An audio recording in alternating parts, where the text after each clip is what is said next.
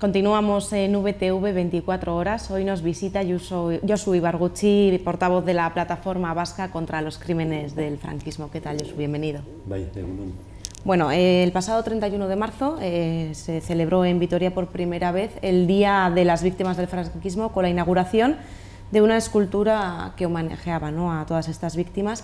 Se trata de un día que coincide con la fecha en la que el alcalde republicano de la ciudad, Teodoro González de Zárate, fue fusilado en 1937 junto a otras 15 personas por oponerse al régimen. Desde la plataforma, ¿estuvisteis presentes en este acto? A ver, estuvimos presentes, pero con, vamos a decirlo claro, con cierto carácter crítico hacia el ayuntamiento, en la medida en que en todo el plan de recuperación de la memoria histórica y de homenaje a todas las víctimas, pensábamos que el planteamiento del ayuntamiento era bastante débil, bastante flojo, puesto que no atendía realmente, en nuestra opinión, y se lo decíamos así, no atendía realmente a todas las exigencias que a fecha de hoy, a estas alturas ya, se deben realizar en cuanto a las víctimas del franquismo. Vale decir, nos da la impresión de que el ayuntamiento, bueno, y tengo que decir entre paréntesis, que hay que aplaudir muchas cosas que el Ayuntamiento de Vitoria y la Diputación de Álava han realizado en torno a la memoria histórica y en torno a las víctimas. Tenemos que aplaudir porque son los primeros, pioneros además, en la apuesta de querellas criminales, en concreto por los sucesos del 3 de marzo, pero tienen intención, como nos lo acaba de demostrar también esa oficina itinerante de víctimas que ha recogido más de 200 testimonios, ¿no? Quiero decir con esto que por nuestra parte hemos reconocido siempre al Ayuntamiento y a la Diputación Foral de Álava el esfuerzo que está haciendo, pero en este caso discutíamos que se realizaran, discutíamos de alguna manera el plan que tenían de homenaje.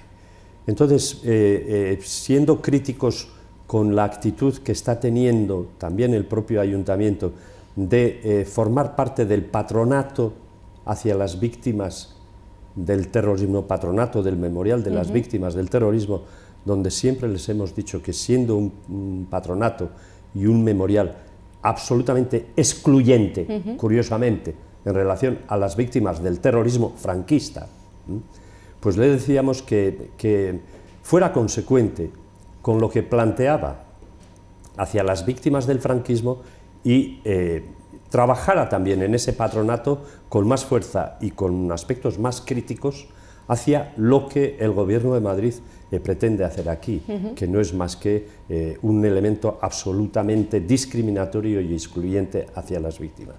En ese contexto le decíamos que, bueno, que los actos del 31 de marzo íbamos a respetarlos, pero nos hubiera gustado participar más activamente, pero les dijimos que de alguna manera no eran los actos que dentro de nuestros planteamientos se tenían que haber realizado. No eran solo esos actos, ¿no? Entonces, por eso tuvimos cierta ambigüedad de apoyo, hay que decirlo así, A los actos de inauguración de los espacios de memoria, que bueno, pues se han colocado placas en el muro trasero del cementerio de Santa Isabel, en el Colegio Sagrado Corazón, en la calle de la Paz y en el convento del Carmen. A estos actos de inauguración no habéis acudido porque señalabais que no responden a los objetivos de verdad, justicia, reparación y garantías de no repetición.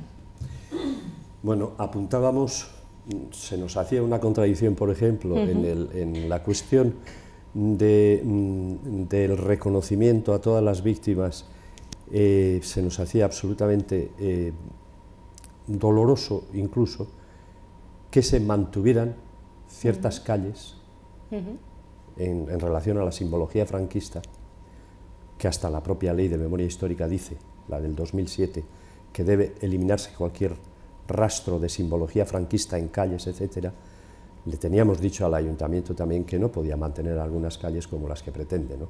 De algunos obispos de los años 40 que bendijeron la Santa Cruzada, y de algunos alcaldes también de los años 40 que estaban justamente siendo alcaldes cuando en el muro de Santa Isabel estaban fusilando.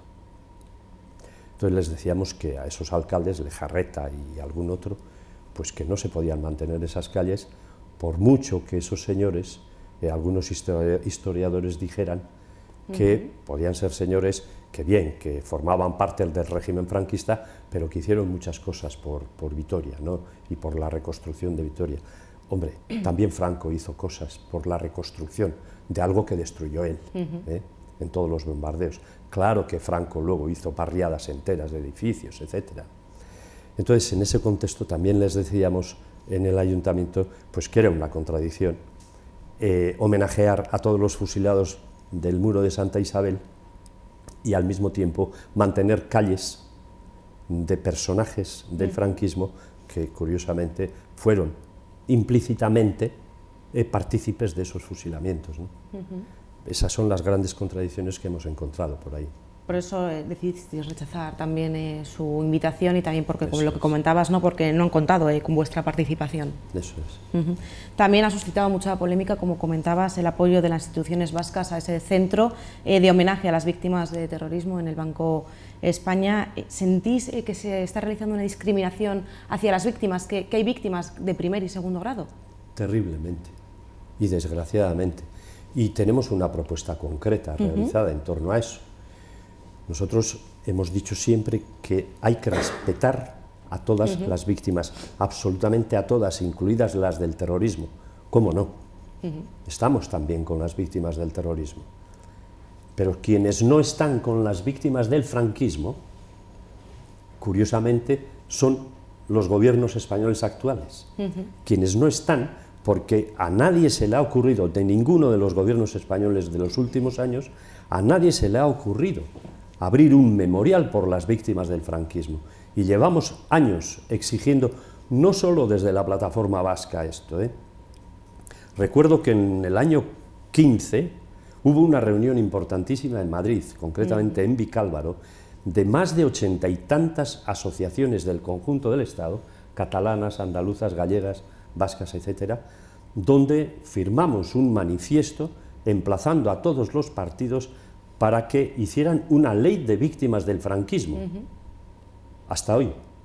En el 2011 sí hacen una ley de víctimas del terrorismo, además contundente, impresionantemente redactada en su contundencia. Pero es que ¿dónde hay una ley de víctimas del franquismo? Ninguna.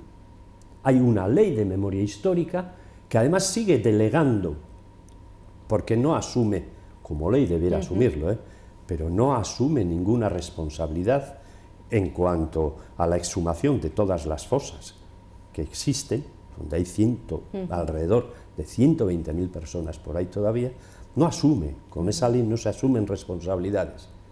Y hoy es una ley que tiene 0 de presupuesto gracias a la gran aportación del Partido Popular.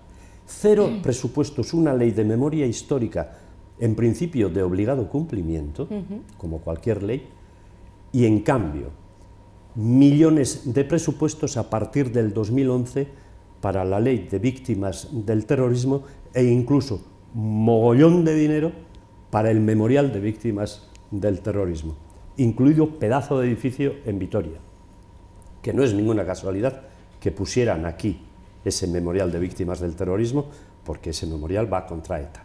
Y efectivamente, ETA sí es victimario, vamos, ni discutimos eso. Pero puesto aquí, en un pedazo de edificio, el edificio del Banco de España, una ley de víctimas del terrorismo. Hombre, es que incluso hasta cuantitativamente se está hablando que el terrorismo de ETA y del resto de organizaciones pues ha podido provocar 800.000 víctimas, cuantitativamente hablando, pero el terrorismo franquista es de cientos de miles de víctimas, y algunos cientos de miles están todavía enterrados por ahí. Entonces, ¿a qué estamos jugando? Es absolutamente excluyente. Nos parece que es de juzgado de guardia, pero es que no lo decimos nosotros solo, se lo viene recordando Naciones Unidas a través de sus relatores especiales. Pablo de Greiff, Ariel Dulitsky, etcétera, se lo vienen recordando desde hace años, que están incumpliendo con toda la jurisdicción internacional de derechos humanos, bueno, pues hasta hoy. En cuanto a medidas concretas que consideráis necesario impulsar un centro de memoria y derechos humanos en la iglesia de San Francisco de Zaramaga. Sí, bueno, esta propuesta es vieja, incluso en el 2016 ya se nos admitió en el ayuntamiento iniciar esa discusión. Creo recordar que el Ayuntamiento de Vitoria hizo una partida inicial para gestionar el tema y empezar los trabajos de unos 30.000 euros o algo así. Se habló con el obispado. Hay que tener en cuenta que la iglesia de Zaramaga pues, es absolutamente emblemática en Vitoria y además está desacralizada ya. Desde hace años venimos pensando que ese es un lugar emblemático y la propuesta era clara: hacer ahí un centro de memoria y de derechos humanos para todas las víctimas, de reconocimiento de todas las víctimas, en contraposición a lo que se va a montar en el viejo Banco de España, ¿no? Que sea Zaramaga, por lo emblemático que ha sido, el elemento que efectivamente haga justicia con todas las víctimas y se erija un centro memorial que trabaje justamente todos estos elementos sociales que son importantes de memoria histórica y de creación de sinergias, ¿no? Bueno, pues hasta hoy. La única respuesta, al parecer, del obispado en su día fue que había un museo de Belénes, alguna cosa de estas. Permanente. Bueno, pues respetable el museo de Belénes. Se le dijo al ayuntamiento que intentara hacer una permuta para que el obispado pues llevara el museo de Belénes a otro sitio y permitiera que Zaramaga fuera lo que realmente fue. Además, históricamente, al menos desde el 76, un centro importantísimo, social, que tuvo la historia que tuvo y que eso ha marcado toda la historia de Vitoria y de todo el movimiento social de Vitoria, ¿no? Entonces, bueno, pues ahí estamos. Lo único que el alcalde en la última reunión nos dijo fue que se intentaría estudiar esto. Vimos una actitud favorable, positiva por parte de alcaldía de intentar retomar esto que ya en el 2016 se habló y se acordó, pero bueno, ahí se ha quedado, en intentar retomarlo.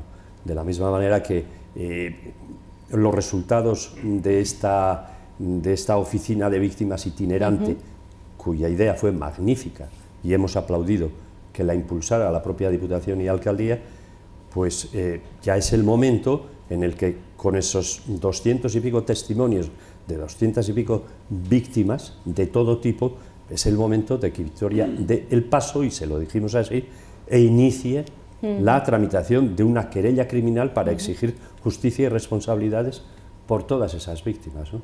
Entonces, bueno, también nos dijo que se intentaría poner en marcha el asunto, de la misma manera que se querellaron por la masacre del 3 de marzo. Hombre, desgraciadamente la masacre del 3 de marzo no ha sido la única masacre que se ha dado en Álava, ¿no?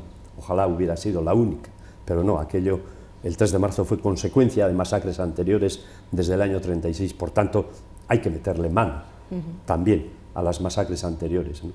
El problema es entonces que no existe voluntad política. Existe, pero no se llega... Vemos voluntad política y afortunadamente no se puede decir lo mismo en el conjunto del Estado. Aquí hay que reconocer que en Euskadi y en Nafarroa, en general en Euskal Herria, hay bastante más voluntad política de coger este toro por los cuernos, el de la memoria histórica. Y afortunadamente desde el propio gobierno vasco lo ha trabajado, se ha creado el Instituto de la Memoria, se han dado muchos pasos que no se han dado en todos los sitios. Pero es una voluntad política como bastante, no sé, bastante mediatizada, ¿no? por otras circunstancias o por otros intereses de determinados partidos. Pero sí hay que reconocer que hay más voluntad política. Nos gustaría que se reforzara mucho más esa voluntad política. Al fin de cuentas, siempre las famosas frases que decimos y que todo el mundo repite, ¿no?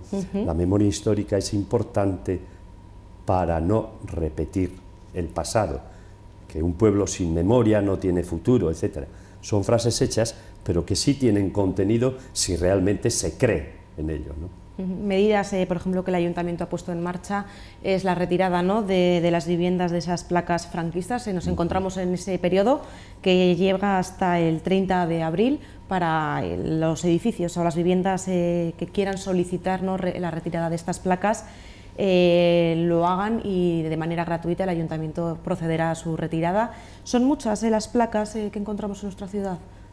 Pues la verdad es que no sé la cantidad, en todas las ciudades hay un montón. Aquí incluso en algunos puntos nos hemos encontrado con una cuestión que parece que es legal, ¿no?, jurídicamente, que son la propia comunidad de vecinos la que debe retirar porque forma parte de una propiedad privada, el edificio es de los vecinos, ¿no? Entonces, bueno, pues no sé si es la comunidad de vecinos a la que hay que convencerle para que quite esas placas, dependiendo de la composición social o política de esa comunidad de vecinos, igual te dicen que hay que poner dos. Bueno, veremos, ¿no?, cuando termine el plazo cuántas comunidades han solicitado su retirada. Sí, pero en principio la ley está ahí. Esas placas es una simbología franquista más y por la ley del 2007 debieran quitarse.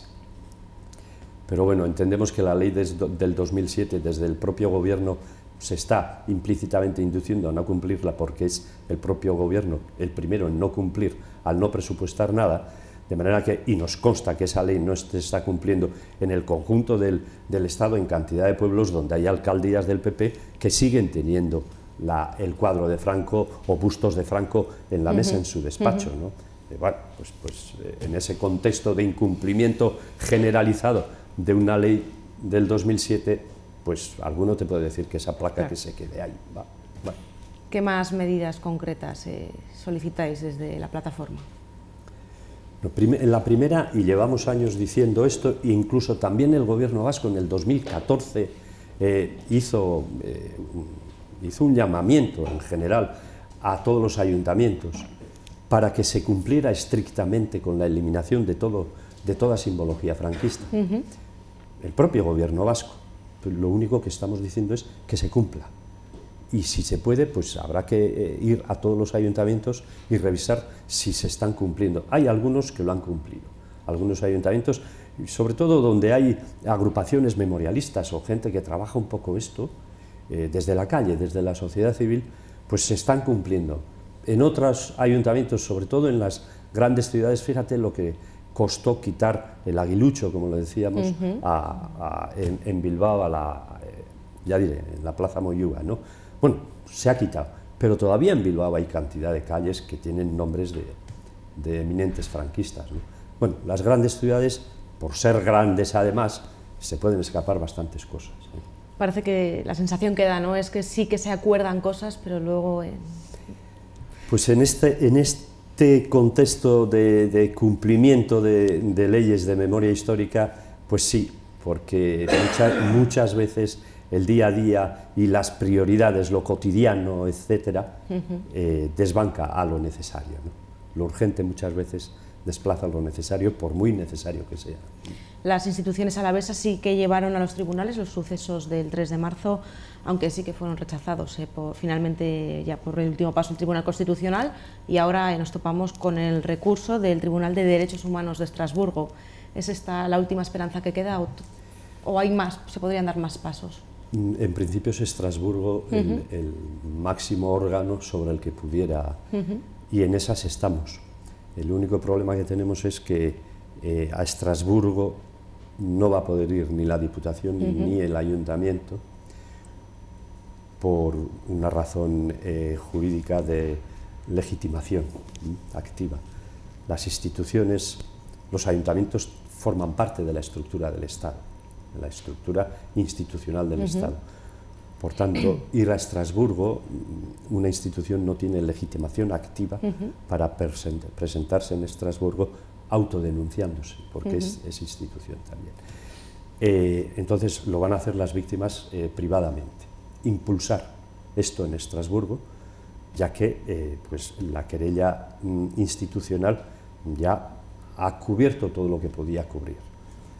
Estamos diciendo en el conjunto de los ayuntamientos, que hay bastantes ya, me parece que en Euskadi solo hay más de 30 ayuntamientos que han decidido querellarse también por sus vecinos, junto con vecinos, víctimas. Estamos diciendo que las querellas se hagan no solo por parte del ayuntamiento representando a los vecinos, eso lo hará el ayuntamiento, sobre todo en la parte de los conocimientos que tiene, de todos los archivos que tiene, de lo sucedido en la guerra, etc. La mayoría de los ayuntamientos tienen incluso alcaldes y concejales fusilados, ¿no? Pues es legítimo presentarse. Pero estamos diciendo que esas querellas sean de los ayuntamientos más las víctimas y que se personen también las víctimas en la propia causa, ¿no? Luego viene la otra parte. ¿Qué hace la justicia española en relación a esto? Bueno, pues desgraciadamente la justicia española, salvando excepciones muy dignas como esa jueza de Vergara que admitió a trámite la querella del ayuntamiento de Elgueta, pero en 38 días el gobierno la sustituyó inmediatamente porque no pueden permitir que se abra una espita de estas. Pues desgraciadamente estamos también con un problema de voluntad política, porque aducen lo de siempre.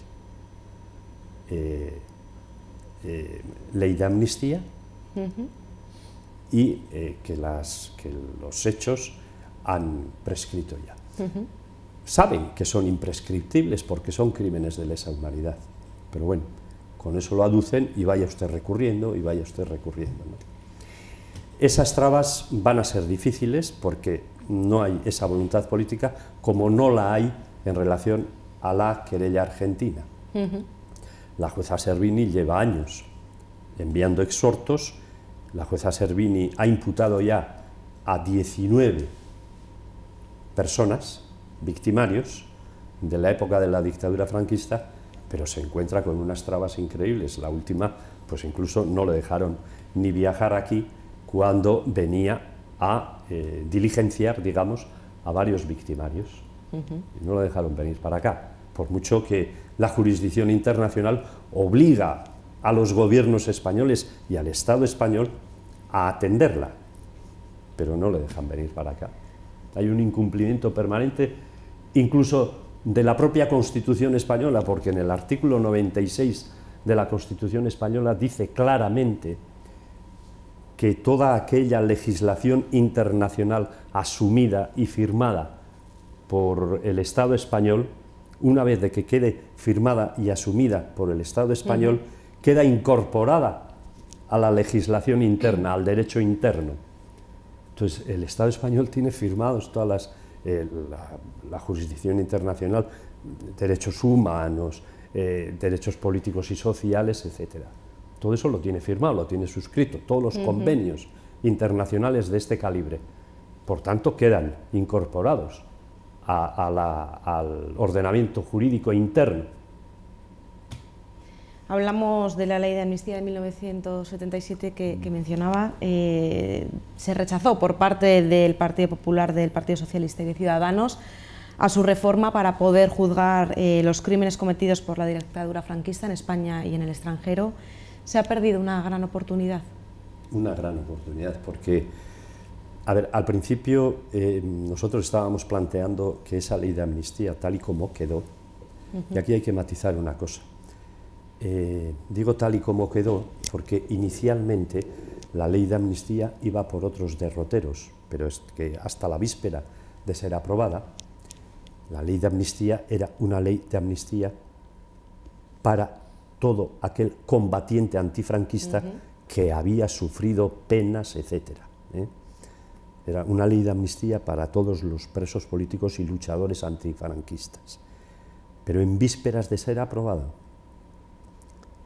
el Partido Popular, no, entonces era Alianza Popular, en fin, toda la derecha franquista que estaba allí en la mesa negociando, impuso, y nunca mejor dicho, impuso que en el artículo 2 de esa ley de amnistía se metieran los puntos E y F, y son 2 párrafos, y en los puntos E y F del artículo 2 de la ley de amnistía dice claramente que quedan amnistiados todas aquellas autoridades y agentes y demás elementos de orden público que hayan atentado contra el derecho de las personas. Lo dice así, cuidado, hay que decirlo, hay que escribir eso. Artículos 2 perdón, artículo 2, puntos E y F. Leanlo. Bueno, pues ya. Claro, esa es la ley de punto final. Esa es la ley de punto final. Y lo aprobaron. Lo aprobaron, salvo Ortzi, Paco Letamendia, que entonces representaba el único que votó en contra justamente por eso. Bueno, pues con esa ley de amnistía, de aquellos polvos, estos lodos, proponíamos al principio que incluso fuera anulada la propia ley, pero no, hubo abogados que nos comentaron, no, pero si es que la ley no está mal en su enunciado inicial. Lo que hay que hacer es incorporar a la propia ley pues otro párrafo que diga sencillamente, y lo dice así: la ley de amnistía nunca podrá ser aplicada a personas que pudieran ser o pudieran haber cometido delitos de lesa humanidad, de crímenes de lesa humanidad. Sencillamente eso, que no se pueda aplicar a esas personas. Bueno, pues eso es lo que han votado en contra el Partido Popular y Ciudadanos, bueno, pero desgraciadamente el Partido Socialista es que ni siquiera se abstuvo. Y hay que decir claramente que inicialmente el Partido Socialista estuvo en las conversaciones de todo el grupo parlamentario en el que participaron Podemos, PNV, RC, Bildu, Compromís de Cataluña, de Valencia, los gallegos, canarios, etcétera. Toda la oposición parlamentaria, salvo PP y Ciudadanos, participó en conversaciones, incluido el Partido Socialista, para llevar adelante esta propuesta. Y con los votos favorables del Partido Socialista hubiera sido aprobada. Pues ha votado en contra. Nos consta que dentro del Partido Socialista ha habido una bronca terrible por esto, pero el aparato del partido domina. ¿Y a qué achacáis este cambio de posición del Partido Socialista? No ha sido tanto un cambio de posición, porque inicialmente no es que aprobaran que se metiera, estuvieron en las conversaciones, al final estuvieron pensando en abstener, que no era el momento, porque estaba Cataluña, porque... Bueno, y ya, pues son pactos de Estado, son intereses de Estado, digamos, que critican mucho el régimen del 76 en algunos sectores del propio Partido Socialista, pero se queda ahí. Ha sido una oportunidad para hacer justicia, una más que se pierde. Eso es lo que hay que meterse en la cabeza. No se va a hacer justicia, pues justamente porque se siguen manteniendo esas barreras con las que pues, dar el salto para hacer justicia en relación con las víctimas del franquismo, pues hay verdadero interés en no hacerse justicia con esas víctimas, pero sí elevar aquí en edificios impresionantes mucha justicia y mucho reconocimiento a las víctimas del terrorismo. Vemos contradicciones, ¿no?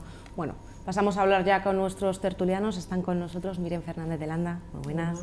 Ramón Garín, hola. Muy buenas. Pachi Gómez, hola. Muy buenas. Y Cristina Bersi-Artoa, que se incorpora un poquito más tarde. Hola.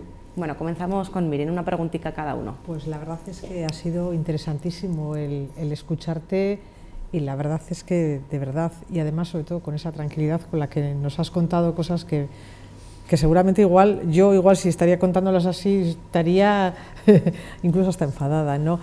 Yo antes, fuera de cámara, comentábamos y te preguntaba que si tenéis alguna relación o de alguna manera algún hilo que os une con otras dictaduras como la de Pinochet o como Trujillo o como la dictadura argentina o tantas que han sucedido en América Latina, si tenéis alguna conexión. Y luego, por otro lado, creo que esta semana también se exhumaban en el Valle de los Caídos, creo que eran algunos cuerpos, había alguna cosa de estas.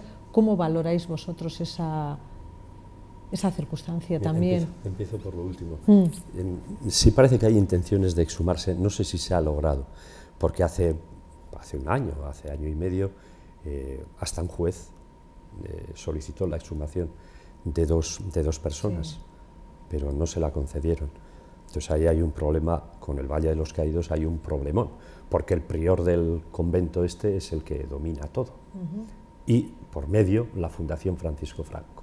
Bueno, pues otro gran problema que tenemos, fundaciones de fascistas y que están incluso subvencionadas con dinero, ¿no? Eso es un problemón que tiene el conjunto del Estado aquí.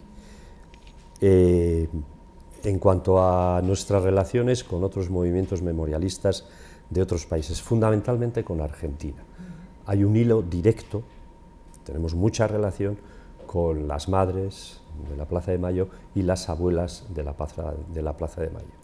Hemos estado varias veces con ellas y allí hay una sensibilidad muy importante hacia este tema, porque por todo lo que ellos vivieron, y ellas, pero fundamentalmente también porque se sienten un tanto herederos de lo que es el conjunto del Estado, ¿no? Y hay que tener en cuenta que la querella argentina nace allí hace 8 años, curiosamente un 14 de abril del 2010, y la ponen 3 personas que son descendientes de españoles, ¿eh? Hoy hay cientos, digamos que hay millares de víctimas que están en esa querella, víctimas directas y asociaciones y partidos políticos. ERC, por ejemplo, está en la querella argentina como agrupación política, ¿no? Entonces, la relación, insisto, es muy estrecha y nos han enseñado muchas cosas de cómo trabajar, ¿eh? Porque ellos tienen bastante experiencia. Tienen una experiencia con 30.000 desaparecidos por una dictadura de 9 años. Imagínate tú aquí la que tenemos con una dictadura de 40 años y cientos de miles de desaparecidos, ¿no? Todavía hay en fosas y en cunetas todavía. Pero nos han transmitido mucha fuerza y de hecho allí se constituyó una plataforma de apoyo a la querella argentina contra los crímenes del franquismo. Y de allí, incluso, en el segundo viaje que hicimos, estoy hablando de septiembre del 2013, hace 5 años ya, fuimos recibidos, me tocó estar allí, fuimos recibidos por todo el arco político parlamentario del Congreso Nacional Argentino, con su presidente a la cabeza, y en una reunión solemne, muy solemne, porque quedamos un poco nosotros acobardados incluso, todos los partidos políticos firmaron delante nuestro una declaración de solidaridad y de exigencia contra los crímenes del franquismo. Y esa declaración se la presentamos, firmada inicialmente por el presidente del Congreso Nacional Argentino, más todos los representantes de todas las fuerzas políticas.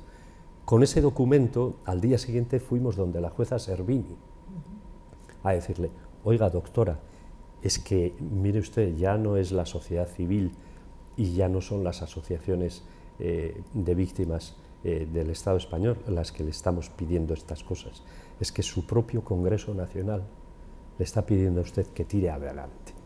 Y eso a ella le supuso, fue un paso importante. Vino otro paso más importante cuando, afortunadamente, la Comisión de Derechos Humanos del Parlamento Vasco nos acompañó con su presidenta a la cabeza, entonces era Maribel Vaquero, nos acompañó con la presidenta a la cabeza y 2 vocales de esa Comisión de Derechos Humanos del Parlamento, nos acompañó en un viaje con unas 30 víctimas, entre ellas las víctimas Andoni Chasco y alguno más del 3 de marzo, nos acompañaron a Buenos Aires también a estar de nuevo con la Servini, y la jueza Servini se dio cuenta que detrás teníamos a las instituciones vascas apoyándonos y respaldándonos. De manera que con Argentina hemos tenido un lazo como muy estrecho, tanto con las organizaciones memorialistas de allá, con las que sufrieron allá, como con las propias instituciones argentinas. Hoy posiblemente esto no se daría, porque esto era con el gobierno anterior de Cristina, de Kirchner. Pero ahora con Macri posiblemente no, porque Macri es muy, muy amigo de Mariano Rajoy, entonces... Ahí estaban las mujeres K también, ¿no? Sí, sí, eso es. Ramón.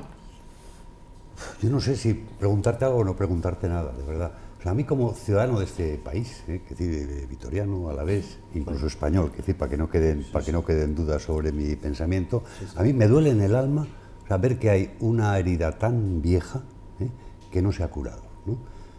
Pregunta, y si puede ser de una manera esquemática, ¿qué es lo que se ha hecho mal desde esa ley de amnistía del 77, creo que era, hasta ahora, y qué habría que hacer ahora para que estas cosas, bueno, no olvidarlas porque es imposible, pero perdonarlas, disculparlas y mirar al año que viene con el corazón limpio, los de un lado y los de otro? Es posible hacerlo, es posible resumirlo, es posible solucionarlo, o tendrán que pasar 5 generaciones para que esto siga latente. ¿Cómo se puede curar esta herida de esa guerra incivil que, bueno, que entre unos españoles con otros se destrozaron, ¿no? La pregunta es buena y la respuesta también podría ser rapidísima, pero me voy a extender un poco. Lo que se ha hecho mal ha sido olvidar.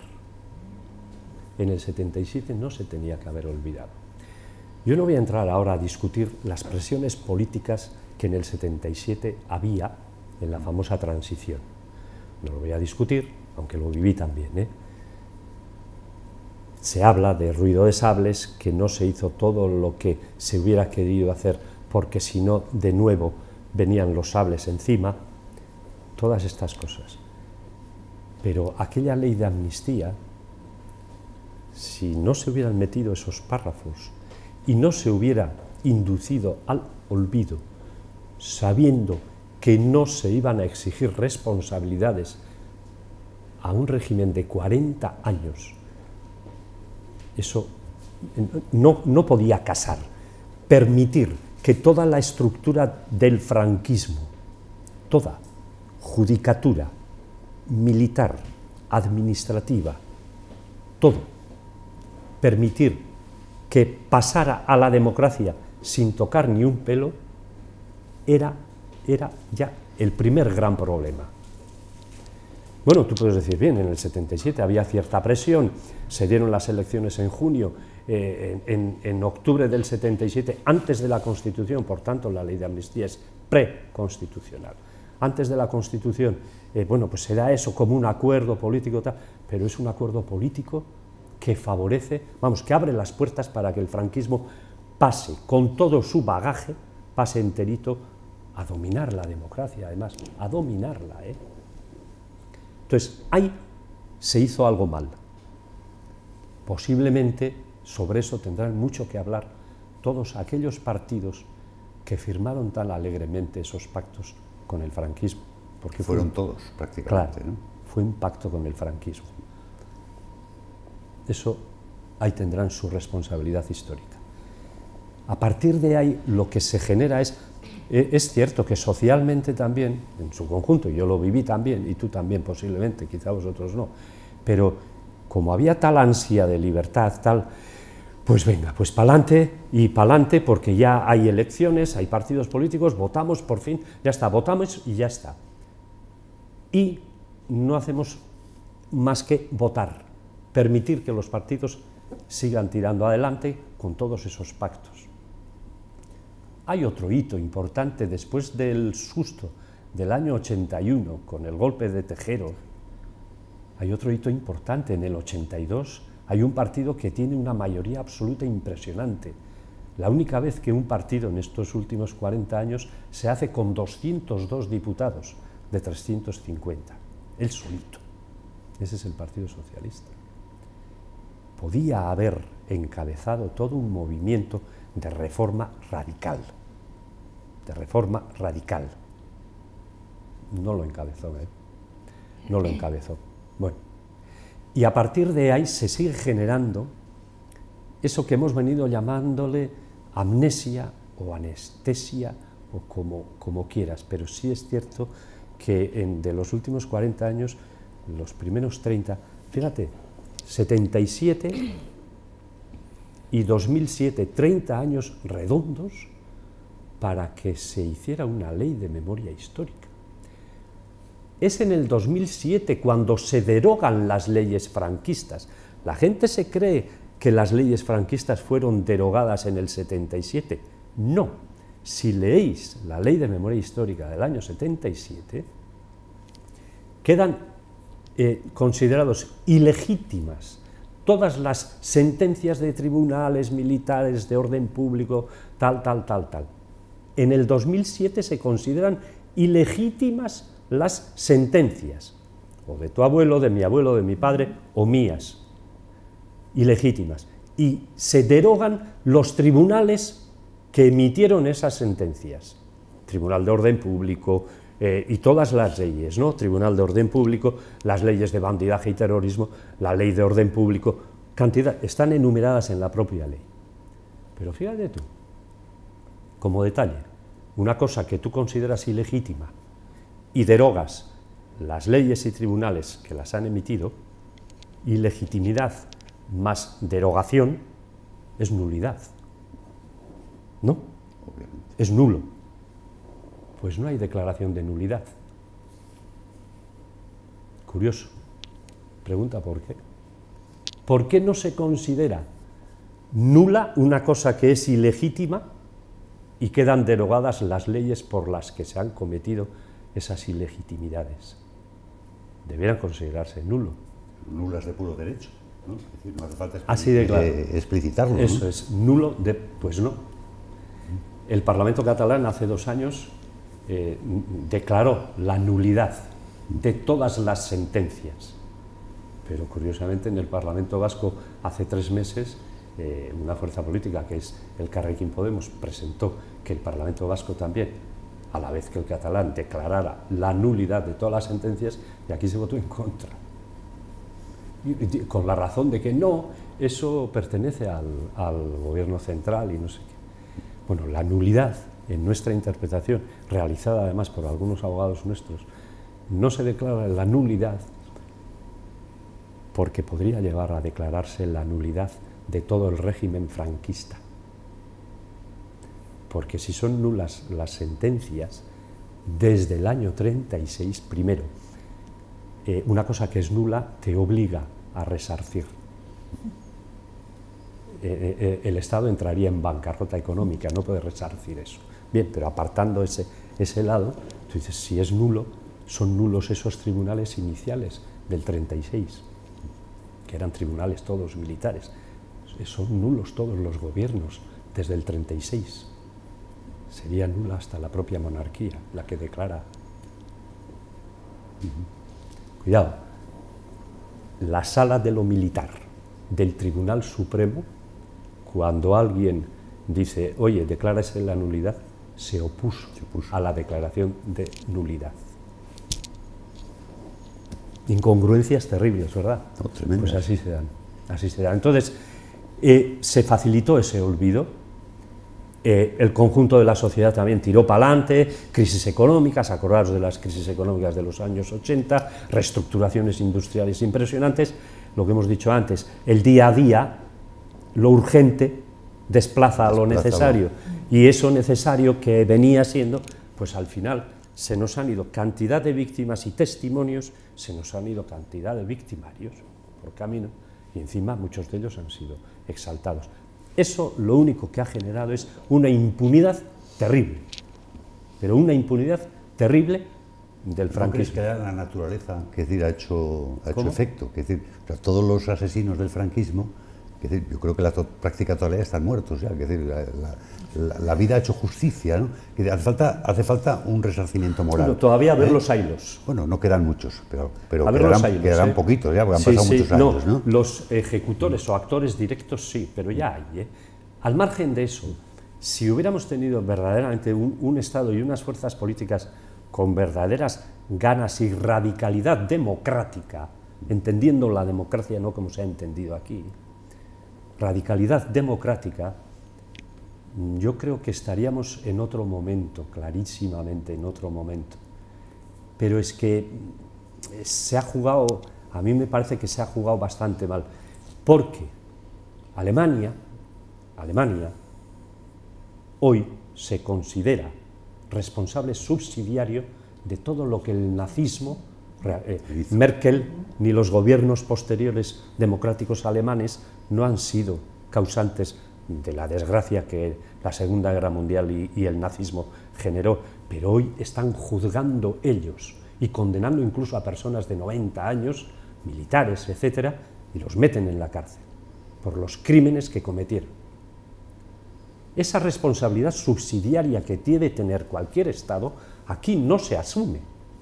O sea, el Estado que más hereda de 40 años de dictadura, pero hereda toda su estructura, no es capaz de erigirse en responsable subsidiario y, por tanto, asumir esa responsabilidad de sacar a todas las víctimas de las cunetas, de resarcir a todas las víctimas del franquismo y de hacer una ley por las víctimas del franquismo, como se ha considerado responsable en relación a las víctimas del terrorismo y emite una ley de víctimas del terrorismo, carajo. ¿Por qué no a las víctimas del franquismo? Porque no se considera responsable. Y entonces algunos te dicen, no, el Estado actual no tiene por qué pedir perdón. ¿Cómo que no? Si eres el mayor heredero de lo anterior. El gobierno alemán, por lo menos, no es heredero de lo anterior, porque lo anterior quedó, en gran parte, allí también hubo nazis que se camuflaron, pero el nazismo...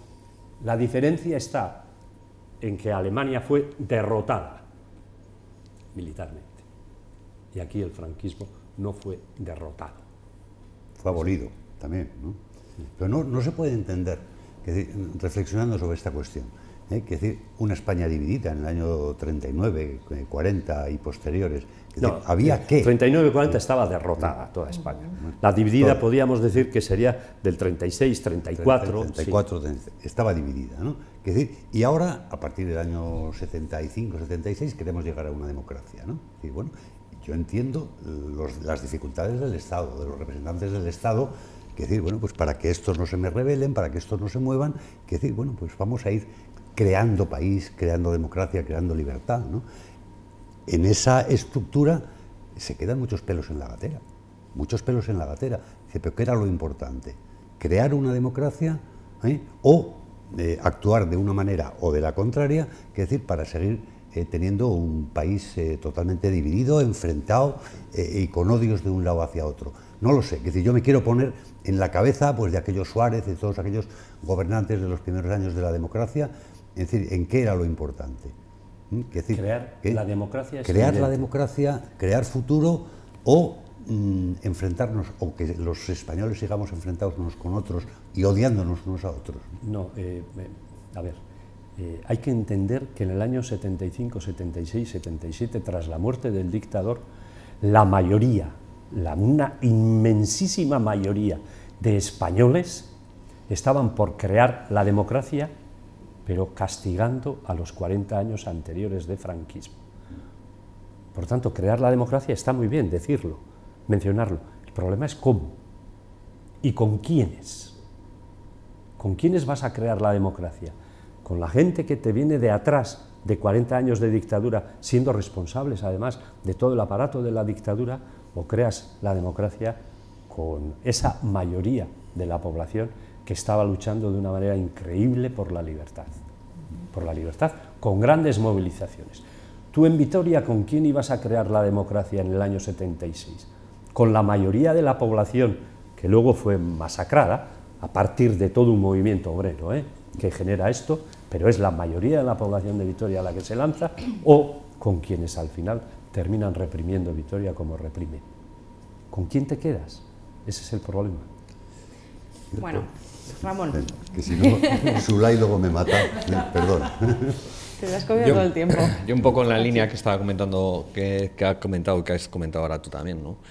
Yo creo que parece que estamos pasando del blanco al negro, es decir, pasamos de una dictadura a una democracia y yo creo que nos olvidamos que ese periodo era un periodo de transición. Las transiciones, que no pasas del blanco al negro, se tienen que hacer mirando muy claramente, tirando y aflojando, porque evidentemente si no, no hubiera sido una transición. Y es un poco en relación a lo que tú dices, es decir, yo creo que en aquel momento no había otra. Y si no, tendríamos que pensar por qué los partidos, tanto socialista como comunista, aprobaron y dieron validez a esa ley de amnistía, ¿no? Cuando precisamente habían sido igual posiblemente los más afectados durante la época de la dictadura. ¿Por qué ellos dieron ese punto y final, si no era porque veían que si esa situación no se producía, evidentemente la cosa se iba a complicar, ¿no? Hay que ponerse en la cabeza de aquellas personas que estaban en aquel momento, que es un poco lo que ha comentado Ramón. Entonces, yo, por hacerte una pregunta, sí me gustaría saber si tú crees que si en ese paso hubiera sido posible mantener esa transición de una manera, después de tantísimos años, no tenemos que olvidarnos de los años que había, toda una educación, todas las personas habían pasado por una educación, toda su vida laboral, o parte importante de su vida laboral, después de una guerra, la habían estado bajo un mismo régimen. Cambiar la mentalidad de todas esas personas cuesta, y cambiarla del blanco al negro yo creo que cuesta más, ¿no? Entonces, a mí me parecería, si tú crees que eso hubiera sido posible, yo creo que no. Y por decirte algo un poquito referente a lo que has dicho y que no me ha gustado, has hecho o has querido hacer, no lo sé si has ido queriendo o sin querer, ¿no? Pero si lo has dicho, has querido hacer una especie de comparativa entre, o minimizando un poco los asesinatos de la banda terrorista ETA en la época de la democracia con los miles de muertos de la época del franquismo, ¿no? Creo que están realizados, todos son muertos, todos son víctimas, pero yo creo que las situaciones eran muy distintas, ¿eh? Es lo que yo opino. Entonces, no sé si lo has querido llevar ahí, es decir, al final comparar los miles con los 900, ¿no? Si ha sido esa tu intención, pero a mí me ha parecido que eran cosas un poco distintas, ¿no? Lo que se produjo en una dictadura con lo que se ha producido en una democracia, ¿no? Con una banda terrorista. A ver, por lo último, el análisis de la transición nos puede llevar un mogollón de horas, posiblemente consultando y hablando mucho con los actores de aquello, ¿no? Y de los porqués. Y yo, efectivamente, estoy contigo en que de lo blanco a lo negro en 4 días solo se pasa con una transición como mucho más radical que la que fue y se dio aquí. Esto es, 3 años antes que el 77, en el 74, Portugal. En Portugal también hubo transición, pero bastante más radical. ¿Por qué? Porque en Portugal los militares jóvenes se alzan los propios militares jóvenes y derrocan la dictadura portuguesa. Y aparte de dar la independencia a Angola, Mozambique, etc., establecen un régimen absolutamente democrático y encarcelan pues, a todo el aparato represivo, por ejemplo, de la dictadura portuguesa, toda la PIDE, etc. Y se establece una democracia, la de los militares jóvenes. Esa experiencia es como muy reciente también para el conjunto, para la otra parte de la península e incluso para Europa, porque la Revolución Portuguesa, la llamada Revolución Democrática Portuguesa, fue un aldabonazo también para el conjunto de Europa, pues les pilló desprevenidos.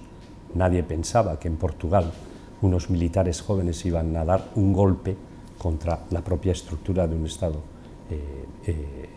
dictatorial también.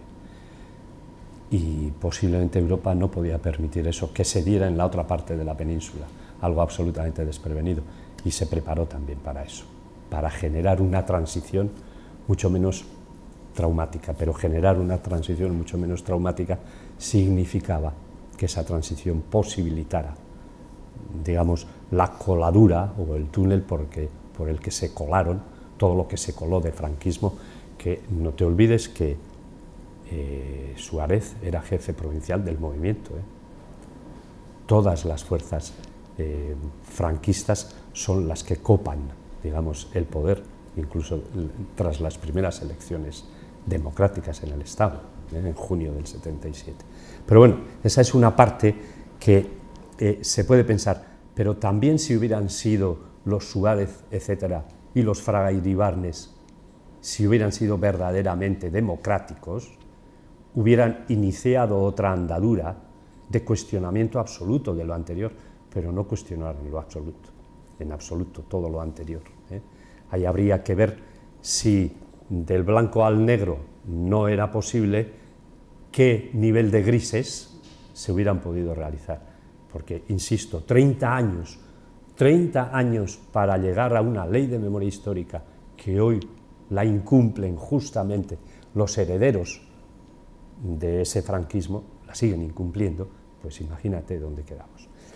En cuanto a las víctimas, no he querido, para mí las víctimas, y creo que lo he dicho, las víctimas del terrorismo son tan víctimas como los que están en las fosas o han padecido cárcel, o han sido... eso yo lo tengo claro. Lo que he estado diciendo es que es absolutamente hiriente que el Estado en su conjunto, ensalce solo a las víctimas del terrorismo a fecha de hoy, por mucho que el terrorismo de ETA haya atacado ahora en democracia a las fuerzas militares o a la Guardia Civil y también incluso a personas electas, o sea, a gente elegida, ¿no? Y no elegida. Y no elegida, eso es.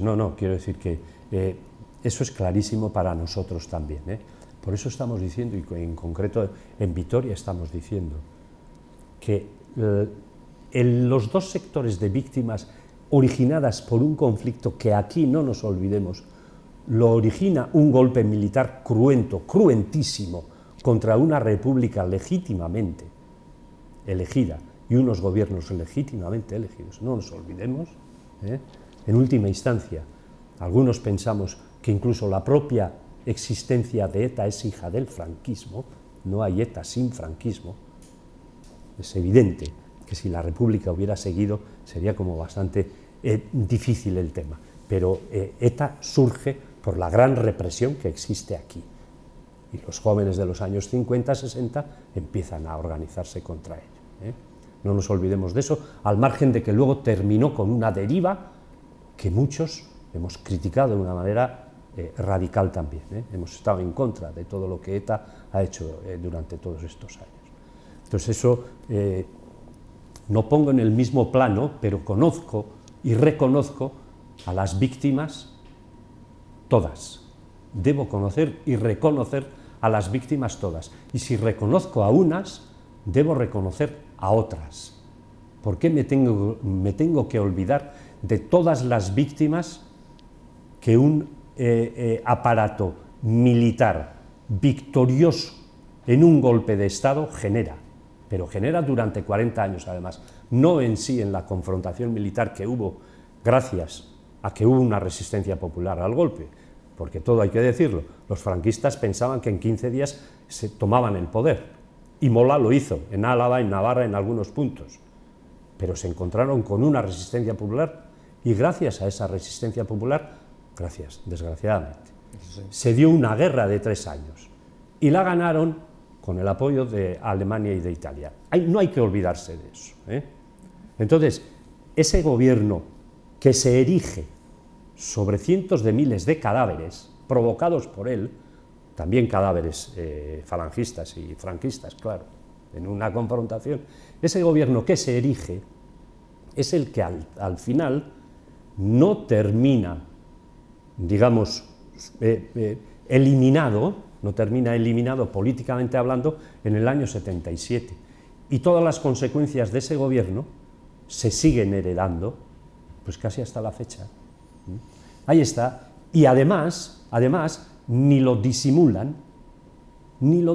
porque te plantan aquí un memorial de víctimas del terrorismo, perfecto, pero no hay ningún memorial de víctimas del franquismo.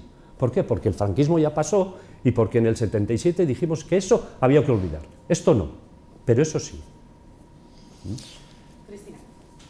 Bueno, yo primero disculparme, los temas de la conciliación es la que tienen y me he perdido una buena parte de la entrevista y la verdad que me da mucha pena, sobre todo escuchándote ahora. Yo quiero hacerte una pregunta que, bueno, espero que me dé también a mí un poco de esperanza, ¿no? Porque yo a veces veo los problemas a los que os enfrentáis, bueno, pues los problemas jurídicos, las trabas institucionales, y a veces pienso que esto es un poco una batalla David contra Goliat y digo, ¿llegará algún día en el que lleguemos a ver la justicia a las víctimas del franquismo y el reconocimiento a las víctimas del franquismo y bueno, pues me gustaría saber si vosotros sí que veis esa esperanza que a mí a veces me cuesta vislumbrar. Sí, esperanza toda porque los demás pues hubiéramos bajado ya los brazos, ¿no? Mira, y además nos anima mucha gente, nos da un poco de miedo que la gente te anime, porque eso significa que te están diciendo que lo hagas tú. Nosotros lo que queremos es que esto se socialice, que esta realidad sea asumida por el conjunto de la sociedad, porque nosotros no somos nadie, tiene que ser el conjunto de la sociedad quien exija esta solución. Estamos intentando concienciar y movilizar, pero si lo estamos intentando es porque tenemos confianza al final en que el conjunto de la sociedad presione tanto a las fuerzas políticas y agentes políticos en general para que se tomen medidas. Nos acordamos siempre de Argentina. En Argentina también la ley de punto final, me parece que tardaron 15 o 20 años en eliminarla para iniciarse los juicios y de exigencia de responsabilidades por lo ocurrido allí. Y empezaron a exhumar y empezaron allí, por ejemplo, a buscar cantidad de niños. Eso mismo pensamos aquí que se puede dar y se debe dar, voluntad política. Con que el Congreso declare lo que como mínimo nosotros estamos pidiendo que se declare, que se juzgue aquel régimen en todas sus vertientes, ya damos un paso terrible. No nos importa, algunos dicen, no, vosotros estáis pidiendo venganza y tal, los vencidos se quieren vengar contra los vencedores, que no hablamos. Ese lenguaje nos parece absolutamente obsoleto. Ni queremos que la gente realmente vaya a la cárcel. A mí lo que menos me importa es que Martín Villa vaya a la cárcel. Si va, porque penalmente ese señor puede ir a la cárcel. Ya os he dicho antes que en Alemania están metiendo a militares con 90 años todavía en la cárcel. Eso es lo que menos nos importa que se haga justicia. Y estamos para eso, para hacerse justicia. Para que los cientos de miles de familiares que todavía tienen cadáveres repartidos por ahí, que los dignifiquen, que los recuperen, como Asunción Mendieta recuperó hace poco en el cementerio de Guadalajara, donde hay fosas, se calcula que 1000 y pico personas están todavía enterradas en fosas, y dieron con la fosa de su padre, Timoteo Mendieta. Bueno, y dignificar a toda esa gente que fueron luchadores. Es que eso hay que conseguirlo, y eso es voluntad política, porque incluso hasta la propia ley del 2007 ya emitida y aprobada, está hablando de eso también, está hablando de eso, de la misma manera que hemos dicho antes, que está hablando de eliminar simbología franquista, que está hablando de hacer algo con algo tan ignominioso como es el Valle de los Caídos, y no están haciendo nada. Y claro, es que hay tantas cosas que mover, pero con voluntad política eso se mueve. Con que tú te pongas firme, un gobierno se ponga firmes, y si lo empiezas a mover, y no lo moverás en 3 días, pero generas una dinámica ya. Además, transmites a la población una sensación de que efectivamente hay firmeza democrática en cumplir con las leyes, y con unas leyes estrictas y radicalmente democráticas. Ese es el gran problema. Entonces, tenemos esa confianza en que la sociedad al final abra los ojos, elimine esa amnesia o anestesia que ha habido en estos 30 o 30 y tantos años, y empiece de hecho a exigir también esto, sobre todo para las próximas generaciones, y lo nuestro ya, más bueno, lo tuyo no, ni lo de vuestro, pero quiero decir que las próximas generaciones, la chavalería de hoy, primero tiene que conocer, hay que ver los libros de historia que hay por ahí, en las escuelas, institutos, etcétera, ¿no? Siempre estamos diciendo que hay que crear inmediatamente unidades didácticas, y viene a cuento pues toda la discusión sobre el relato, porque es el relato el que al final ha terminado primando aquí, pero solo uno. Bueno, nos despedimos aquí, muchísimas gracias por haber venido, la verdad es que da gusto escucharte, muchísimas gracias, de verdad. Gracias a vosotros, hasta cuando queráis. Nosotros despedimos a nuestro invitado y continuamos aquí en VTV.